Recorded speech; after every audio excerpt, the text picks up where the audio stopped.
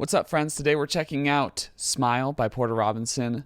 We're looking at it from the perspective of a producer and a songwriter, so expect me to go over specific elements of the song throughout this reaction. I really loved Nurture. It's one of my favorite albums of all time. So I'm excited for Smile, fully understanding that it's going to be a completely different thing just based off of the pre-release singles. This is not Nurture. It is Smile. They're different.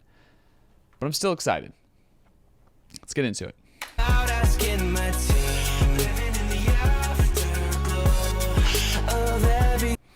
really like the line-to-line difference in panning and production that Porter Robinson's using throughout the song.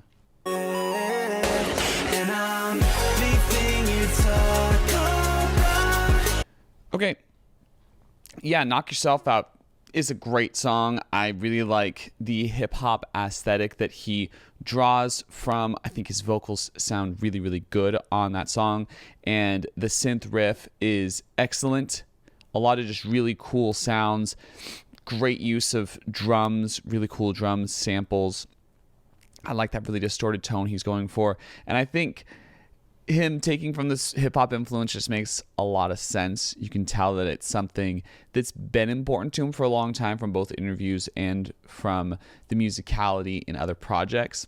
So it's cool to see itself fully present. Although it's not like, a pure hip-hop thing, he is a lot more rhythmic with his vocals, and he's using expressions that you would expect from a hip-hop format. So it's cool. I've done a full reaction to that song on my channel, so if you want to check that out, you can. Cheerleader. It's not fair,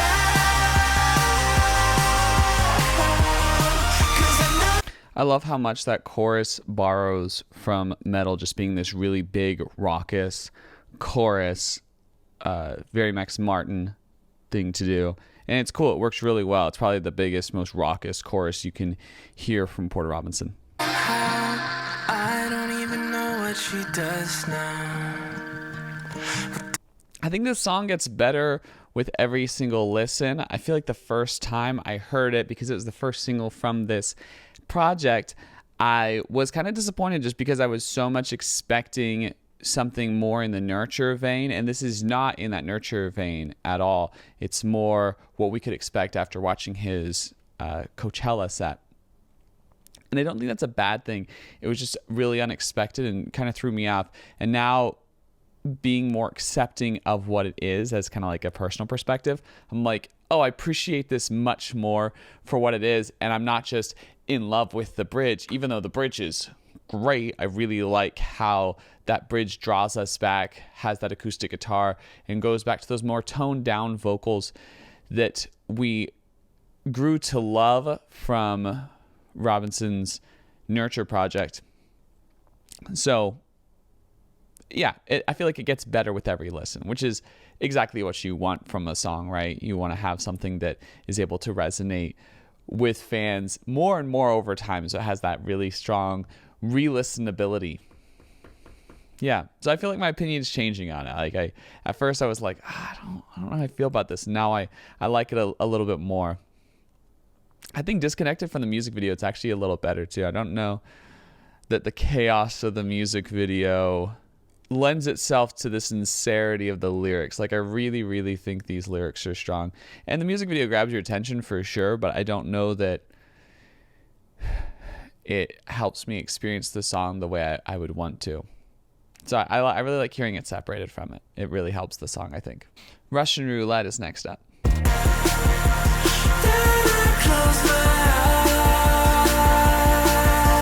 I really like the chorus of this song. I feel like it's very strong. I like that more drawn out style. His falsetto sounds super pretty. It works really well.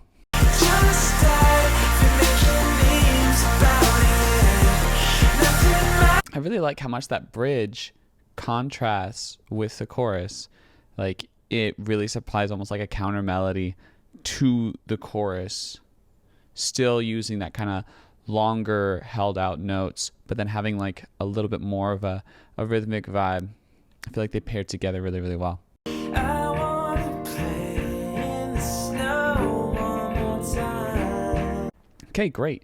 I really dig the lyrical content in this song. I like how it starts with his relationship with an individual, and then it becomes his relationship with media in general in that second verse, all while focused around this idea of Russian roulette, of kind of gambling with one's life and being willing to constantly gamble with one's life. And then in that kind of outro section, he says, I actually don't want that. I want to live more. I want to experience these beautiful things that I've experienced before. Again, I want to keep experiencing them. And I think that's a really cool way to write kind of an escape from death type of song. I did similar things on my album, Bashing My Head Through a Wall. I have songs where it's very clear that I'm like contemplating suicide, and then I'm like, I actually don't want to die. Like, even though I've gone there, and there's reasons that I want to live. And I just think it's a really cool subject to explore, this idea of a temptation towards death with the mind rejecting it and turning over into a completely different thing. I think it's great lyrical structure. I think it's a really cool way to express oneself lyrically. Perfect Pinterest Garden is next up. To say,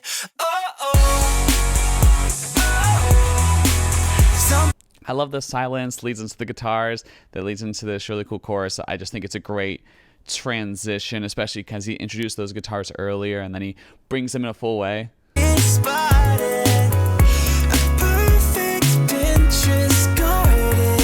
think the structure of that song is really cool. You start with this really rhythmic verse, go into the chorus, you have a slightly less rhythmic verse that leads into this completely other section, like kind of like a bridge section that goes from that verse into that last chorus. And then that last chorus, I really like that it combines the two parts of the chorus, because the first chorus had the oh, and then I'm trying hard, I'm trying not to say. And so then they're combined in that second chorus, which I think is really fun. It's a interesting form for the song. And yeah, I really like that idea of abandoning things for this kind of perfect Pinterest garden, kind of an idealized thing that's not real but still represents some sort of escape. It's kind of interesting social commentary in a way. Yeah. I think a lot of this has to do with kind of interesting social commentary for sure. Okay, Year of the Cup. I spewed out that irresponsible mantra. This blend of genres of like this kind of more folksy guitar with an emo-esque vocal covering really modern lyrics is so interesting. I drink Dolce. That's about it. That's the only thing in the cup right now. The piano playing is so good on this. I really like it. Super pretty. If clever, turning the question around to. Okay.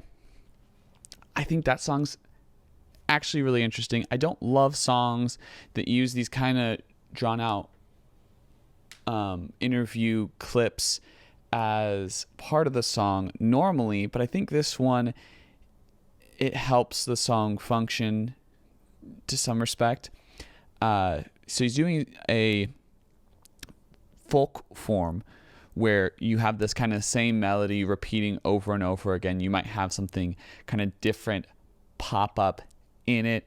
We haven't seen this form used a lot in recent pop music, but you'll find it a lot in the 60s when there was a really big folk movement and a folk rock movement, where you're just kind of repeating this same melody phrase over and over again with new lyrics to kind of tell a story.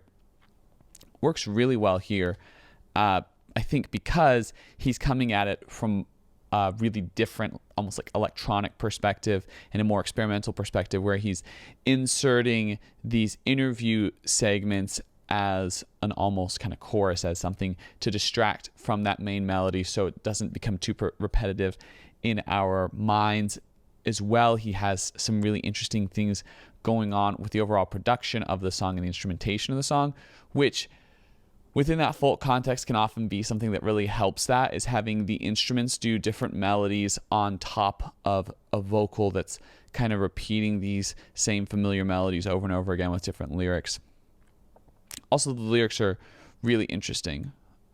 This kind of evaluation of social media's effect in a lot of ways, and about how we relate to other people, which I think is a lot of kind of the core messaging going on throughout this album, from what I can tell. I may be wrong on that. But yeah, it's cool. It's interesting to hear a folk form used that way. We're looking at the Kitsunuma-san freestyle.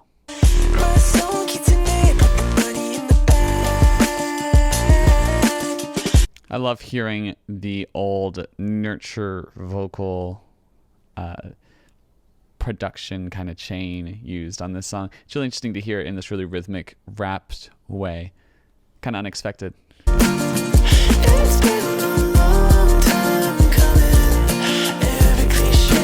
Great technique here on the second chorus. We're adding just a bunch of vocal layers to give a lot more energy to that second chorus. Done it myself on a lot of songs. You'll hear it especially in my latest project, Flows, where I'm kind of throwing on those layers when I get to that second chorus to enhance it and make it a little more interesting.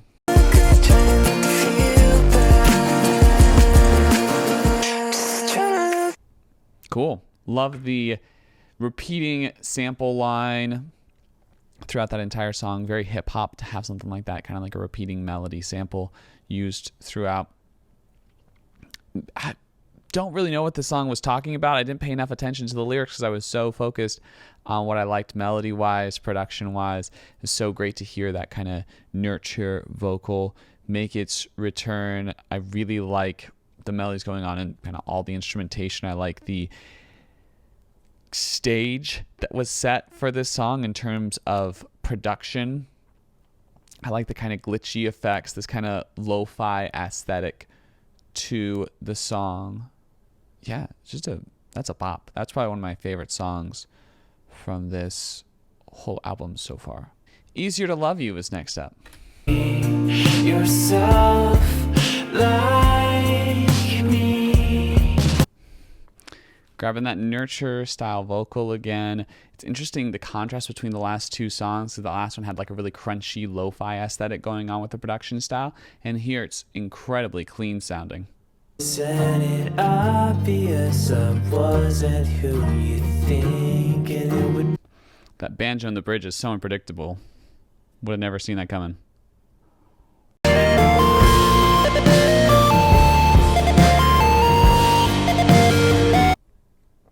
freaking love how that distorted sine synth turns into a piano right at the end.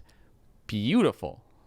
Beautiful piece of work. I feel like that song, Easier to Love You, really bridges the gap between Nurture and Smile in a really, really nice way. I think that distorted sine synth really brings us back to, hey, this is the album we're on with. Like, this is a Smile song, and I don't want you to get mixed up on that. I think it's really important. I try that as well when I'm making music, to make sure that each album kind of sounds distinct and has its own distinct qualities. And I think one of the things he's doing here, like having that instrument that is present throughout, that kind of instrumentation having its core role within the context of the album, is such a great way to have things sound sonically cohesive within an album. You can hear it on any album I've done as well, on Flows, Bashing My Head Through Wild Giovanni, Pop, just like everything, where I'm keeping really similar synths, guitar tones, sonic identities just throughout. And he's doing that here in a really cool way, where throughout the song we're like, oh, this could have been on anything. Then we get to that sine synth solo and we're like, we are on Smile. That is the album we're on, for sure. Okay, Mona Lisa's next up.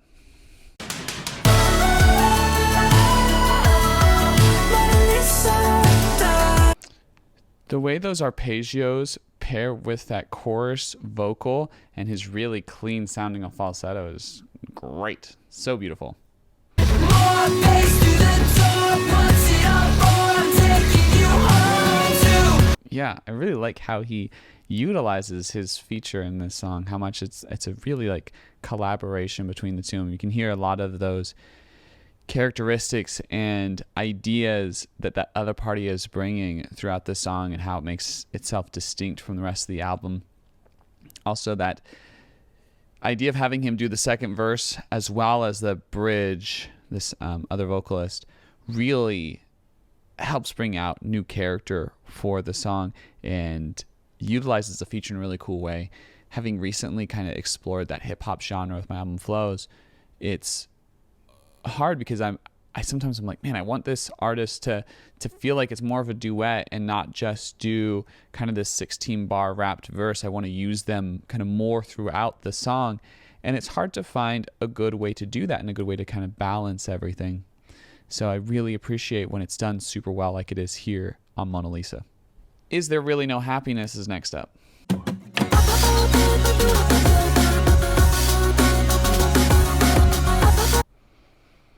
Love the sampled vocal thing. Then it's great. So cool. Really glitchy.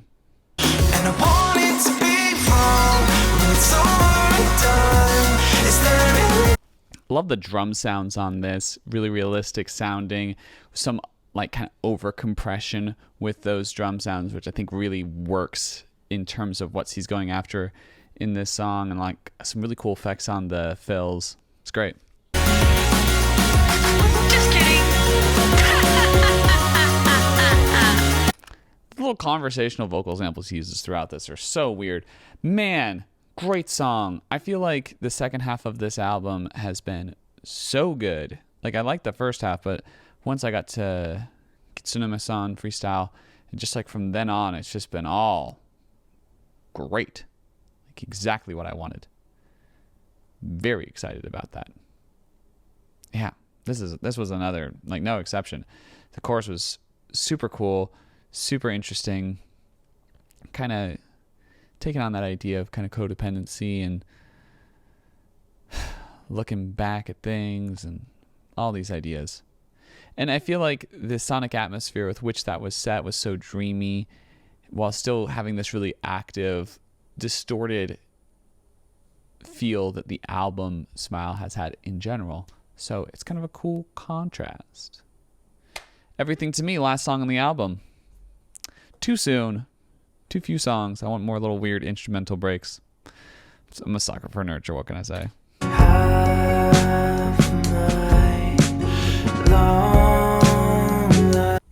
I love the cutesy production in this song. It's very wedding song, which is great. And it's great to hear from him. I think he just nails that cutesy vibe on this.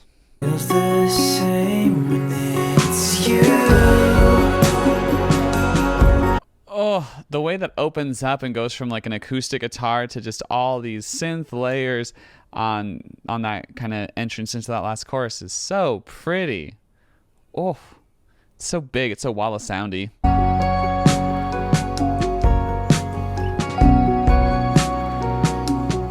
Great drum sounds that you got just throughout that whole album. Man, what a great last song. Ugh, just like a perfect ending to the album. Really lovely piece of work. Really beautiful kind of confession and expression of devotion. Everything to me. What a great concept. I love that idea of there's nothing else in this room. Using really simple words to paint a very clear picture. Yeah. Cool. Man, second half of this album slaps. I mean, there's a lot of excitement in that first half. There's a lot of drive. There's a lot of really big choruses, really big moments. But I feel like that second half just shines and gives such a vibe. It just passes the vibe check so hard. Yeah, loved it. Perfect. Makes me want to change my life. Hope that me talking about this album has helped you notice things that you really enjoy about this album more, helped you find better words to describe what you love about it. If that's the case, really appreciate if you like, comment, share, subscribe. You can also subscribe to my Patreon. I'll have a link in the description, as well as check out my new album, Flows. If you like Porter Robinson type music, you might really like Flows. It's a hip hop album that was more inspired by Porter Robinson than by any individual hip hop artist, which I think is a weird thing, but I think it turned out really, really cool, and I think you guys are the perfect audience for it. Okay, thanks so much. Catch you on the flip. Sunsets in the summer breeze.